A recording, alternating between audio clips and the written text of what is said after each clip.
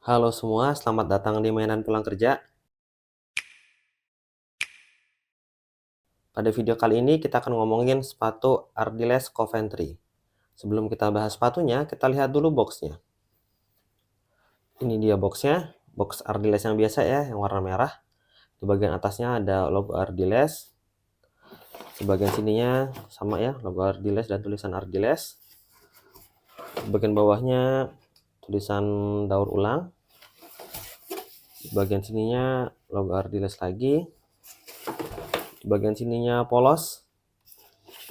Dan di bagian sininya label size-nya. Saya pakai ukuran 42 dan ini true to size buat saya. Sekarang kita buka. Dalamnya coklat kerdus gini ya. Dan dari kualitas boxnya ya agak kurang. Ini aja udah penyok-penyok.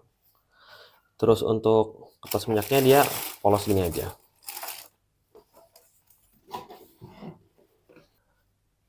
Oke, sekarang kita balik lagi ke sepatunya. Pertama kita ngomongin siluetnya. Siluetnya ini sepatu sport style ya. Bergaya 2000-an awal.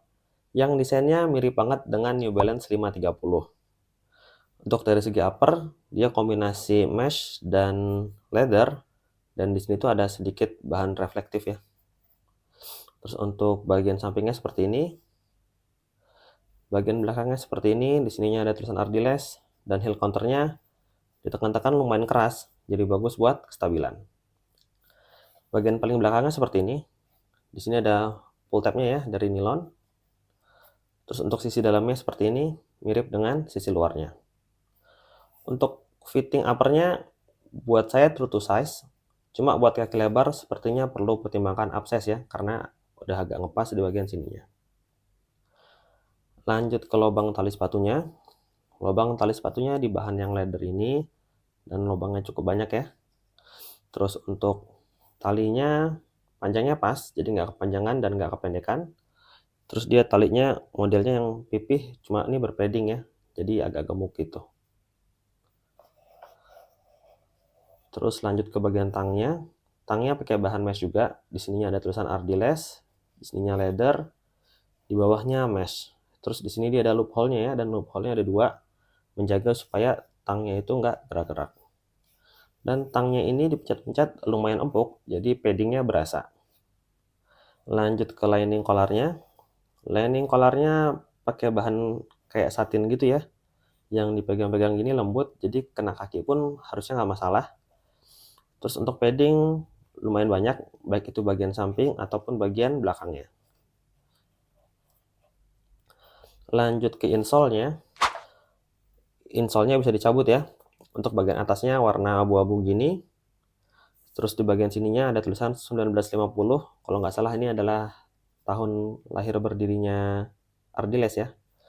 Terus dipencet-pencetnya empuk, terutama yang bagian agak menonjolnya ya. Di tulisan 1950 dan di bagian arc-nya. Terus untuk bagian samping seperti ini. Arc-nya lumayan naik tapi nggak begitu tinggi. Ya cukuplah buat menopang kaki kita. Dan bagian bawahnya seperti ini, warna biru. A few moments later. Lanjut ke midsole-nya. Midsole-nya lumayan tebal dan kelihatan ya, bagian belakangnya itu lebih naik dibandingkan bagian depannya. Terus juga desainnya lumayan rame, di sini banyak guratan-guratannya dan di sini ada lubangnya 2. Terus di tengah sininya juga ada bulatan gini, bagian belakangnya seperti ini, bagian paling belakangnya seperti ini, dan sisi dalamnya seperti ini, mirip dengan sisi luarnya.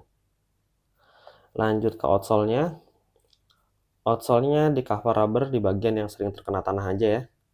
Dan secara traksi menurut saya oke sih. Saya buat penggunaan harian di tempat kering nggak ada masalah, cuma tempat basah saya belum cobain. Terus dari segi ketebalan dia lumayan tebal ya. Jadi mudah-mudahan awet.